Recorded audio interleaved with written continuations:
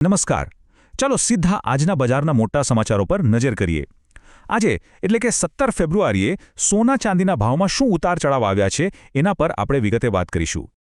તો જુઓ, વાત એમ છે કે આજે સતત બીજો દિવસ છે જ્યારે સોના અને ચાંદી બંનેના ભાવમાં ઘટાડો જોવા મળ્યો છે. અને આ કોઈ મામૂલી ઘટાડો નથી. પણ સવાલ એ થાય કે ભાવ તૂટ્યા તો ખરા, પણ કેટલા તૂટ્યા? ચાલો સીધા આંકડાઓ પર જ જઈએ અને સમજીએ. આ આંકડો જુઓ, 7,100 રૂપિયા. જી હા, આ સૌથી મોટો ફટકો ચાંદીને પડ્યો છે. ફક્ત 2 જ દિવસમાં 1 કિલો ચાંદીના ભાવમાં 7,100 રૂપિયાનો જબરદસ્ત ઘટાડો થયો છે. ચાલો સૌથી પહેલા આપણે સોનાની વાત કરીએ. એમાં શું પરિસ્થિતિ છે? આપણે ભાવ જોઈએ એ પહેલાં એક નાનકડી પણ મહત્વની વાત સમજી લઈએ. 24 કેરેટ એટલે શું? એકદમ શુદ્ધ સોનું, 99.9% પ્યોર. એટલે જ એમાં રોકાણ કરવું લોકો વધારે પસંદ કરે છે.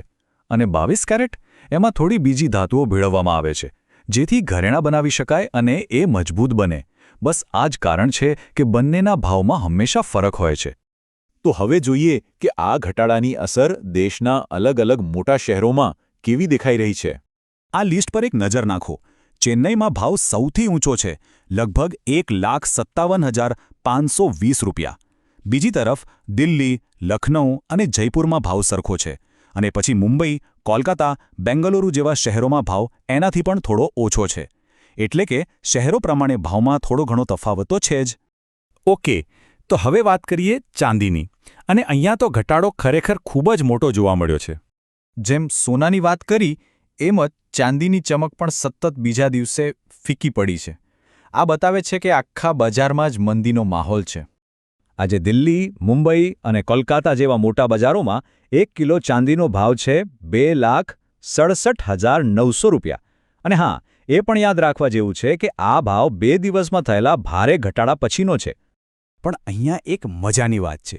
જ્યાં સોનું ચેન્નઈમાં સૌથી મોંઘું હતું, ત્યાં ચાંદી સૌથી સસ્તી મળી રહી છે.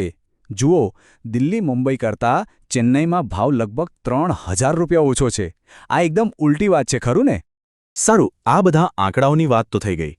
પણ આ ભાવની વધઘટ આપણા માટે આટલી બધી મહત્વની કેમ હોય છે? કારણ બહુ સીધું અને સરળ છે. આપણા દેશમાં કોઈ પણ સારો પ્રસંગ હોય, લગ્ન હોય, તહેવાર હોય, સોના ચાંદી વગર એ અધૂરો લાગે છે. એ માત્ર એક રોકાણ કે ધાતુ નથી, પણ આપણી સંસ્કૃતિ અને પરંપરાનો એક અતૂટ ભાગ છે.